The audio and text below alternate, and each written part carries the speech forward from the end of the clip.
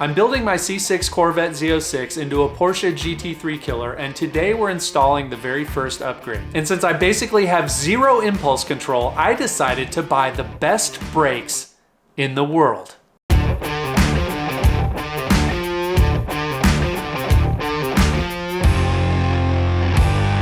Of course, quality comes at a price. And for what these brakes cost, you could literally buy a decent used Mazda Miata. Once we've got the brakes installed, we're gonna take Goldie to the track and find out if all that money bought me better lap times. If you've been following the series, you know that the goal is to be able to keep up with the 911 GT3, and we're gonna measure progress by looking at lap times, but the lap time isn't really everything, because if it was, we could just put a set of racing slicks on Goldie and basically be done with it.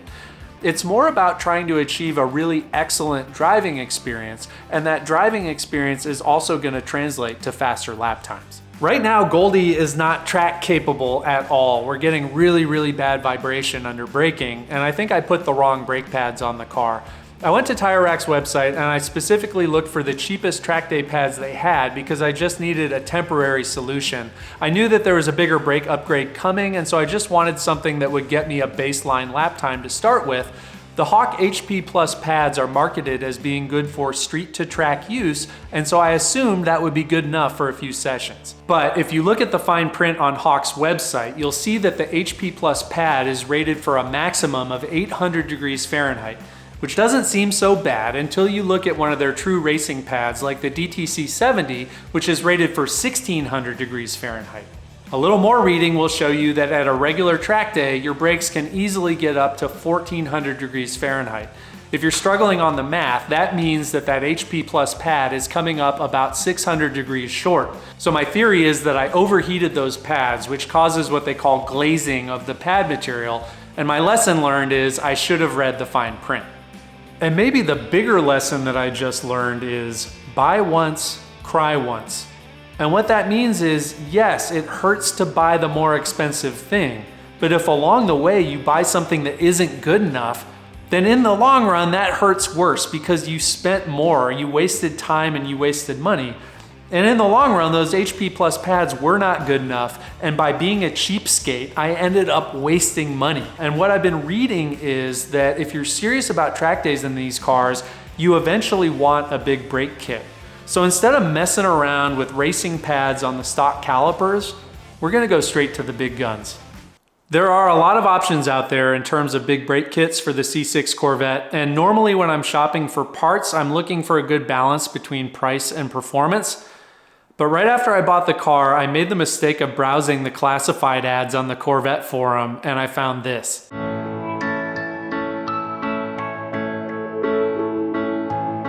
Now, I guess a lot of people have never heard of AP Racing brakes, but I think they're really well known in the motorsports world, and they have a reputation of being one of the best, if not the best manufacturers out there. In fact, they claim that last year at the Le Mans grid, 60% of the cars were running their components. So what should you expect to pay for the best brakes in the world? Well, this kit, brand new, the calipers, rotors, pads, and hardware will set you back almost $6,000, and that's just for the front brakes. Of course, I got this set slightly used, but even at a steep discount, this is likely to be the single most expensive upgrade that I ever do to the car. Now, normally my wife would not be happy about a purchase like this, but we can sell it as safety equipment, so I don't think she has room to say anything. But I want to test that theory. Go ahead, say something. So I have to admit that there is a kind of weird car nerd vanity aspect going on with this purchase. For me, seeing AP Racing brakes on a street car is cooler than seeing like an expensive set of wheels or a body kit. And I know that the brand doesn't really matter that much, and I know that I don't need the most expensive set of brakes I can afford. But there's something cool about modifying a car where you can choose to splurge on something that somebody else might not care about, and for me it just makes me feel really proud to own these brakes. Of course, they're not jewelry, they do provide real practical performance benefits in the form of consistency, pedal feel, and weight savings. But that all just boils down to confidence, because lap after lap, session after session, you don't want any of your mental bandwidth to be devoted to wondering whether the brakes are going to work. So if you have faith in your braking, if you have real confidence in your braking, even for an enthusiast level driver like me, that's going to translate to better lap times. So we're signed up for a track day tomorrow. I have never installed a set of calipers before. It's time to get started. Step one, let's get the car up in the air.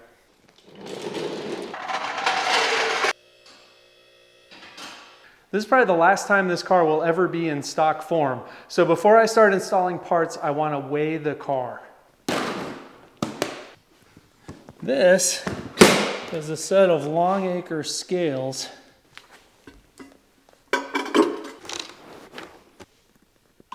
All right, I have the scales hooked up. Let's turn the unit on. All right, she is resting on the scales.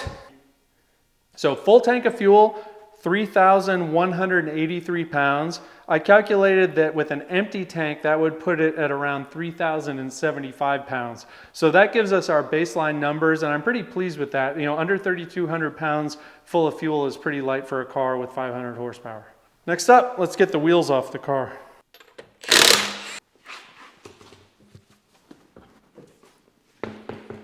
Next step is to get the factory front calipers off.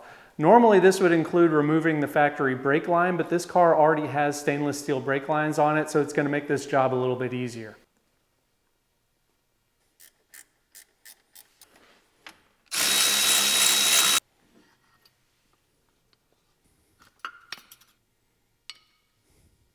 Here is the factory caliper. I'm kind of curious what this plus the factory rotor weighs compared to the new stuff. Okay, so this rotor is coming in at 27 pounds. So we've got the rotor and the caliper, no pads, 36 pounds. The new rotor has an aluminum hat on it. This rotor comes in at only 19 pounds. And the new rotor with the new caliper, 26 pounds. Pretty impressive. All right, before we install the new brakes, one last thing I want to do with the old ones. I don't know how well the camera picks it up, but I feel like we can see some pretty clear uneven pad transfer on this rotor. I did end up buying this tool, a flex hone for rotors, basically a drill attachment, and it's supposed to clean off the surface. We're not going to be able to test how effective this is, but I do want to try it out because I want to clean these off before I store them, because at some point they may go back on the car if I ever decide to sell it.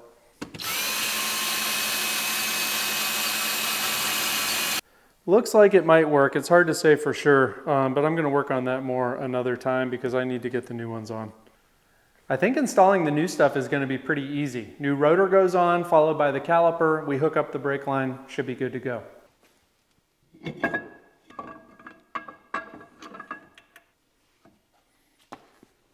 right, we got the brake line attached. All right. Last step, and this is part of what's really cool about this system, is how you put the pads in. So we have two pins here, which we remove. And with the pins out, these little retainer pieces come out. Now we've got the new pads to go in. These are Carbotech, and the compound is XP12, and this size is made to fit these calipers. The factory pads are a huge pain to get in, but with these, it's that simple.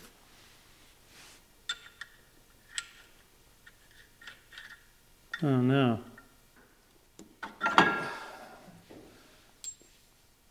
I don't know why that's there. Shit. All right, we did run into a small problem. Here's a street pad that came with this brake kit, and you notice it's smooth across the top there, and that allows this retaining pin thing to fit on it. But the race pads I got have this little ear, and the ear eyelet thing interferes with this pin. So I'm gonna need to cut those off. All All right, I took a little break for dinner, but I'm back. So these pads have now had their little nubbins removed. Passenger side is done. We're gonna go over to the driver's side and knock that out real quick. You might have noticed that I decided not to put a set of AP calipers on the rear. And the reason is mostly because they're so expensive. It's almost as much for a set of rear brakes as it is for the fronts. And really the fronts are doing the vast majority of the work because as you're slowing down, the weight of the car is transferring forward, hence the front brakes have to handle most of the heat. So for our purposes, the rear should be fine for now. I may start upgrading components in the future, but for now, what we're really worried about is the pads. So I'm gonna switch out these factory pads with Carbotech XP10. I'm running Carbotech XP12s in the front. And the reason we're running a little bit less aggressive of a compound in the rear is to give ourselves a little bit less rear brake bias, meaning the rears are gonna be less likely to lock up under heavy braking. Apparently that's something that Corvette factory brake systems are a little bit prone to. They've got a little bit too much rear bias. And since we don't have a brake bias adjuster valve, this is a way that we can modify that brake bias a little bit. A big reason why you would want to go with the AP setup in the rear as well is just for faster pad changes. In order to change the factory pads, I need to remove this caliper, which is not particularly fun to do. We're going from the little factory padlets to a single piece pad with these Carbotechs. Oh yeah, oh that's nice. But will they fit? Or do I need to compress these pistons a little bit? I'm gonna open up the brake fluid reservoir. Hopefully that's gonna make it a little bit easier for me to compress these pistons a little bit so the fresh pads will fit over these rotors. Yeah. I hate this part. All right, that wasn't so terrible. Phew. Got the rear pads in, that wasn't that big of a deal. We're gonna go do the other side and then it'll be time to bleed the fluid. All right, I got my remote bleeder bottle hooked up to the reservoir there, so I've got some pressure on it. And now I'm gonna bleed out this air. And at this point, I would expect that a lot of air is gonna come out and eventually we'll get fluid. All right, I think we're done, so I'm just gonna lower it down and take it for a quick test drive. Hopefully we're good to go.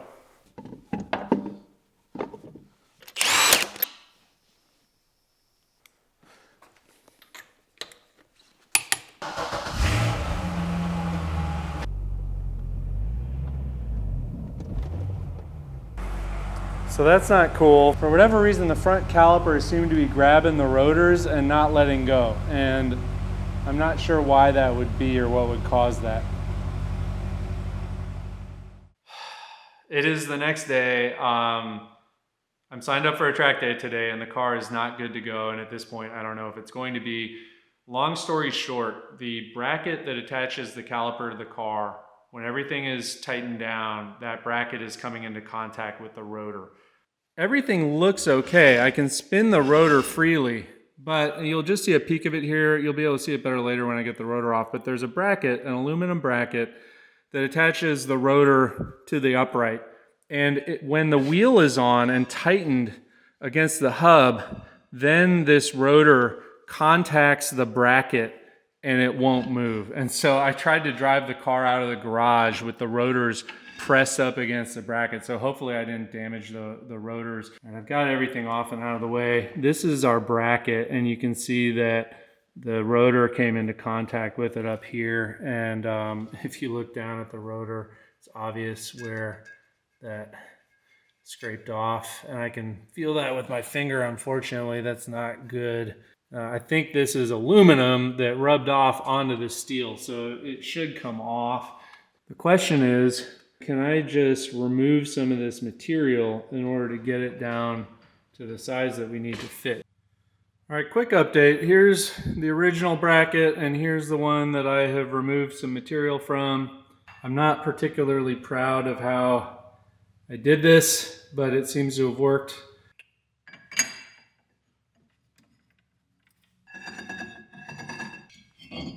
God dang it. So this clears now, and I've got plenty of room, so that's great.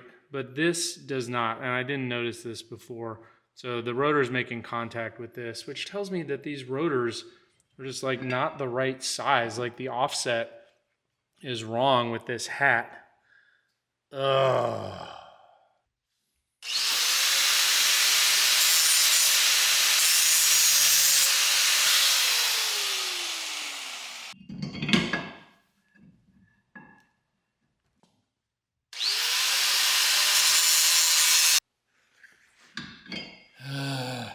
All right, I got it all clearanced. I'm gonna go do the driver's side next, and then we should be done.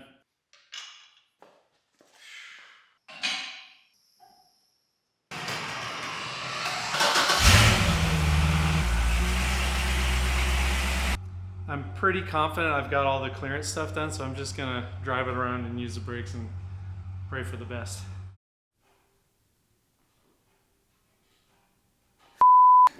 I'm so upset. Just took it on a test drive. It's almost perfect, but not quite. So I'm gonna have to do one more pass, which is really frustrating. But to add insult to injury, I've still got vibration under braking, which is so frustrating, but I think it means either the rear rotors are the issue or it's some kind of suspension issue. But you know, earlier in the video, I was talking about buy once, cry once. But then I went and I bought this kit used for thousands of dollars, and it wasn't exactly what I was expecting. I'm not saying that the guy who sold them to me, you know, scammed me or something, but what I thought I was getting wasn't what I actually got. I thought I was getting the same kit that you would get if you bought it online. And instead what I got is a bit of a mishmash of parts. These custom made brackets. I don't know where these rotor hats came from. They're marked being for this brake kit and for the Z06, but they don't fit, at least not without some modification. It's all gonna be fine, but I'm just so frustrated that it wasn't a simple bolt-on thing and I couldn't get to the track today. And even if I had, I still would have had braking vibration. So I'm really ready to be done with the brakes on this car, but we've got more work to do. So anyway, that'll wrap it up for today. Next time we'll get back to it. Thank you guys for coming along for the ride. I'll see you next time.